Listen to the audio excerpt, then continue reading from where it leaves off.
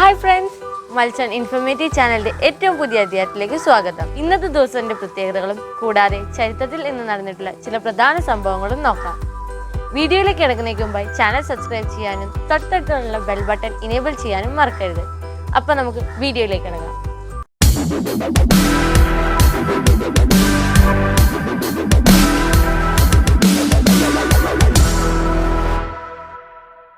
ഇന്ന് world softball day.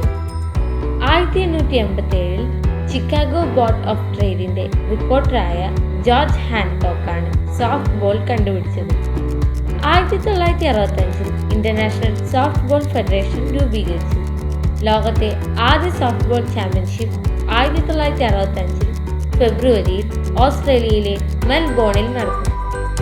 2005 international soft ball ഫെഡറേഷന്റെ ആദ്യ ചാമ്പ്യൻഷിപ്പിന്റെ 40ാം ആനിവേഴ്സറി ആയിരുന്നു. 2005 ജൂൺ 13 അക്കാലത്തെ ISF പ്രസിഡന്റായിരുന്ന ഡോൺ പോട്ടർ ആ ദിവസത്തെ ലോക സോഫ്റ്റ് ബോൾ ദിനമായി പ്രഖ്യാപിച്ചു. ഇന്ന് national swing machine day.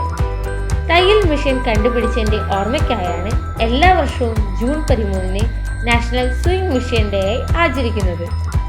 1790 cabinet നിർമ്മാതാവായ Thomas Saint തയ്യൽ മെഷീന്റെ പേരിൽ ആദ്യ പേറ്റന്റ് എടുത്തു.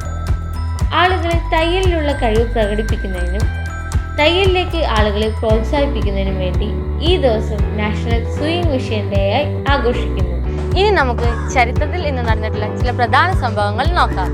1940 ജാലിയൻ വാലാബാഗ് കൂട്ടക്കൊല സമയത്ത് പഞ്ചാബ് ഗവർണറായിരുന്ന മൈക്കിൾ ഒഡ്വയറുടെ കൊലപാതകവുമായി ബന്ധപ്പെട്ട് മഹാനായ വിപ്ലവകാരിയായ ഉധം സിംഗിനെ ലണ്ടനിൽ തൂക്കിലേറ്റി.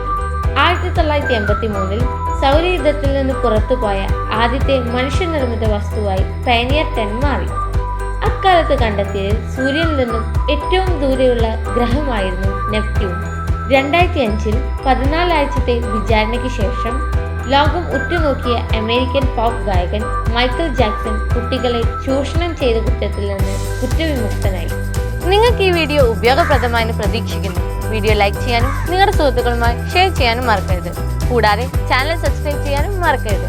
അപ്പോൾ വീണ്ടും കാണുന്നവരെ ബൈ ഫ്രം ജുവൽ.